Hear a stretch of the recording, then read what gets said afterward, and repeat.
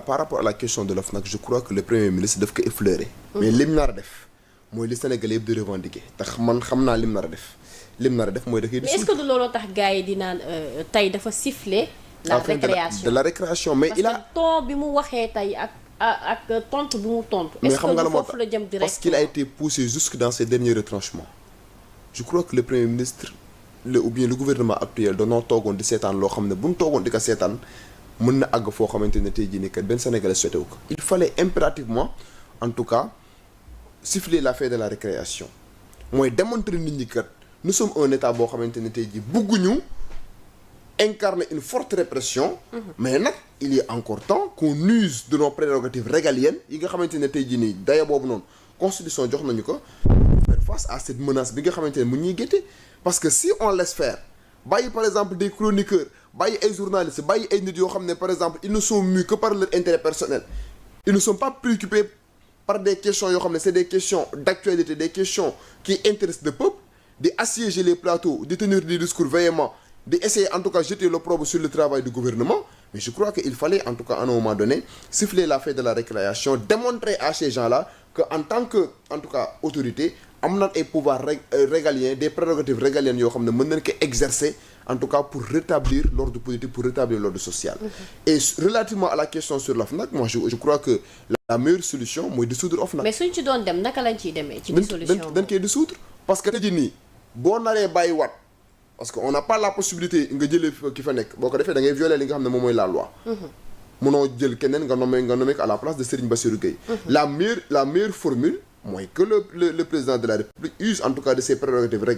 régaliennes de son pouvoir discrétionnaire mu jël décret mu dissoudre OFNAC léegi nag bu ko dissoudre il reviendra maintenant au gouvernement ñu xoolaat ba xam dañuy mettre en œuvre une autre institution boo xamante ne nii dañuy renforcer ses pouvoirs en tout cas dans la lutte contre la corruption et les pratiques assimilées. donc là il reviendra maintenant au pouvoir exécutif mu xool choix bi nga xam ne moom mooy le choix le plus approprié mais en tout cas la seule solution mënoo ko modifier la seule solution mooy nga dissoudre OFNAC. boo ko defee te moom aussi moom Bassirou Gueye aussi mënoo ko fa jëlee le président de. mënoo ko fa jëlee moo tax ma ne la seule solution c'est de prononcer la dissolution de cette institution bi nga xamante ne ni njëriñam actuellement nii nit ñi xamuñu ko.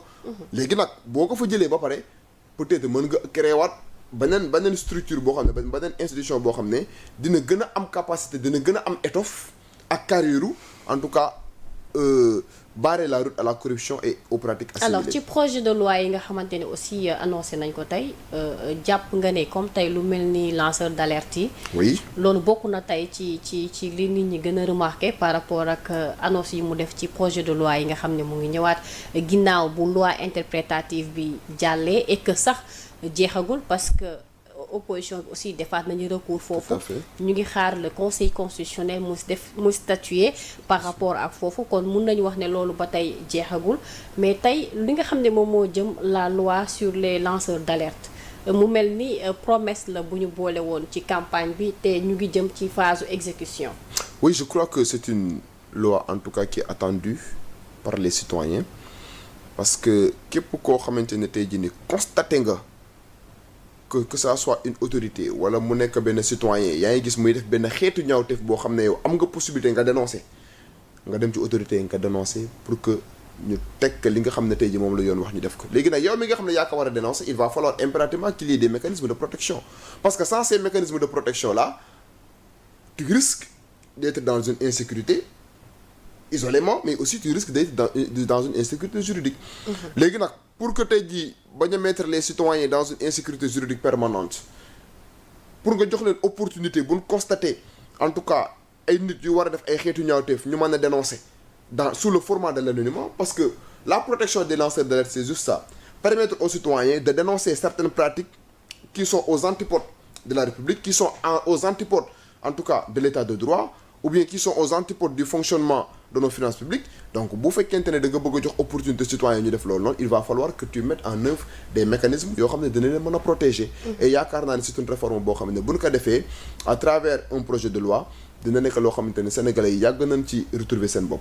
on a annoncé aussi la création d'une cour constitutionnelle pour remplacer le conseil constitutionnel et je crois que loolu aussi c'est une réforme qui se profile à l'horizon et qui a une importance primordiale pour la bonne et simple raison que dina permettre au moins au conseil constitutionnel de sortir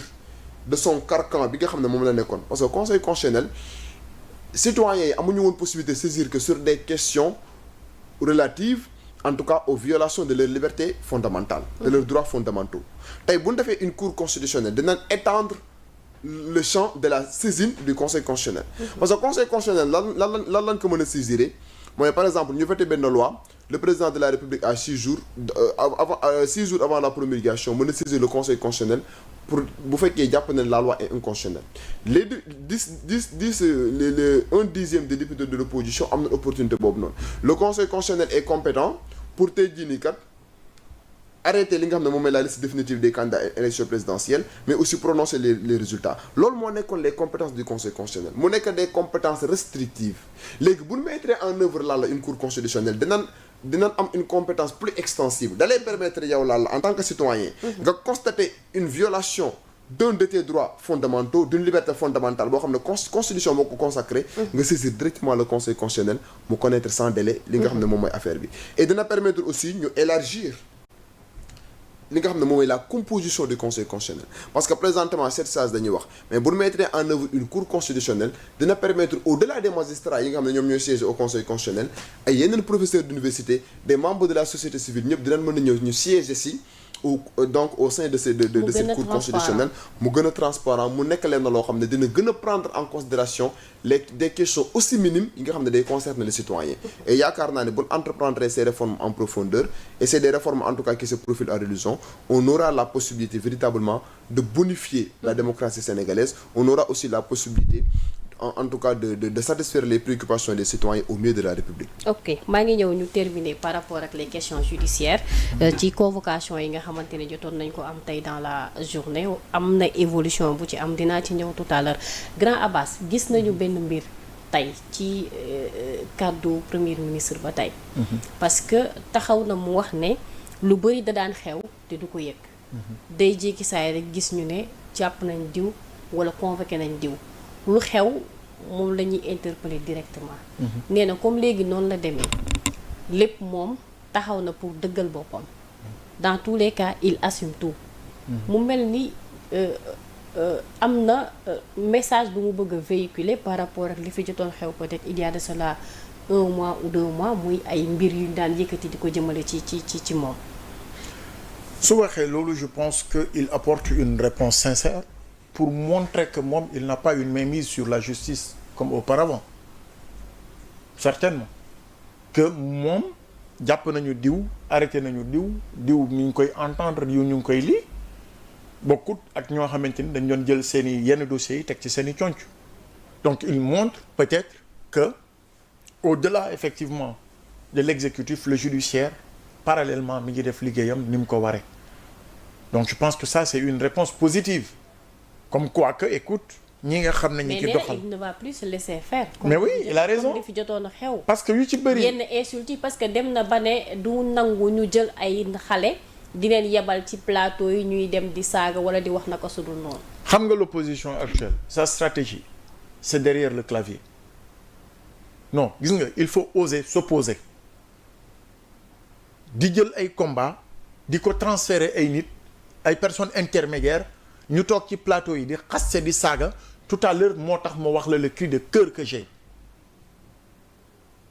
Abdoulaye Wade danaan wax booy politique mbub mi nga sol na nga ko natt ba mu jot la nga nangu ko nekk sur le terrain maintenant lan nga gis ban opposition nga jël ay ndaw ñu ni lan voilà chroniqueur toog ci plateau oui on est d'accord on est chroniqueur mais un chroniqueur doit avoir une posture responsable pas nga toog ci plateau di saaga pas nga toog ci plateau di xas pas nga toog ci plateau di wax nit ñi lu la neex di leen yekk lu la neex non c'est irresponsable ñi ngi koy defal ak ñi nga xam ne ñoo lay yóbbante ci plateau yooyu ñoom ñi ngi toog di naan seen i café seen ëtt kër toog di la seetaan ëllëg nag gis nga la liberté de la presse dafa am fu mu yem c'est encadré nul n'est au-dessus de la loi. Tout à fait. Pourquoi ñu toog jëlal le magazine Afrique truc confidentiel mais loo xam ni du début à la fin ñooñu dañu war a identifier ak sax ñan ñoo nekk seen ginnaaw. tout à fait. En toute responsabilité parce que xam nga li ñuy def nii ça va vers la décrédibilisation de nos institutions.